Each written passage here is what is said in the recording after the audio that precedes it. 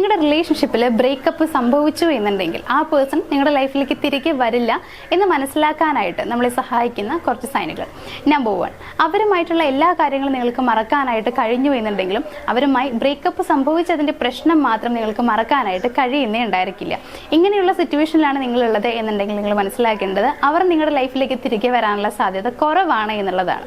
Then number 2, നിങ്ങളുടെ റിലേഷൻഷിപ്പിൽ breakup സംഭവിക്കുന്ന ആ ഒരു ടൈമിൽ തന്നെ മറ്റുള്ള വ്യക്തികളുടെ ഇടപെടൽ സംഭവിച്ചിട്ടുണ്ട് എന്നുണ്ടെങ്കിലും നിങ്ങൾ തമ്മിൽ പാച്ചപ്പ് ആവാനുള്ള സാധ്യത കുറവാണ്. ദെൻ നമ്പർ 3, നിങ്ങളെ കോൺടാക്ട് ചെയ്യാനായിട്ട് അവർ ശ്രമിക്കുന്നേ ഇല്ല എന്നുണ്ടെങ്കിൽ, ജസ്റ്റ് ഒരു മെസ്സേജ് പോലും അയക്കാനായിട്ട് അവർ ശ്രമിക്കുന്നില്ല എന്നുണ്ടെങ്കിൽ അവിടെയും അർത്ഥം അവർ നിങ്ങളെ വിട്ട് ഒരുപാട് അകന്നിരിക്കുന്നു എന്നുള്ളതാണ്. ദെൻ നമ്പർ 5, നിങ്ങളുടെ ലൈഫിൽ എന്തൊക്കെ പ്രശ്നം വരുമ്പോഴും അവരുടെ ഹെൽപ്പ് ആവശ്യമായി വരുന്ന സിറ്റുവേഷനിൽ പോലും നിങ്ങളെ ഹെൽപ്പ് ചെയ്യാനായിട്ട് ആ പേഴ്സൺ തയ്യാറാവുന്നില്ല. ഒരുപാട് ചലഞ്ചസ് വരുന്ന സമയത്ത് എന്ത് പറ്റി എന്നുള്ളത് അന്വേഷിക്കുക പോലും ചെയ്യുന്നില്ല എന്നുണ്ടെങ്കിലും അവിടെയും മനസ്സിലാക്കേണ്ടത് നിങ്ങൾ തമ്മിൽ പാച്ചപ്പ് ആവാനുള്ള സാധ്യത കുറവാണ് എന്നുള്ളതാണ്. Thank you.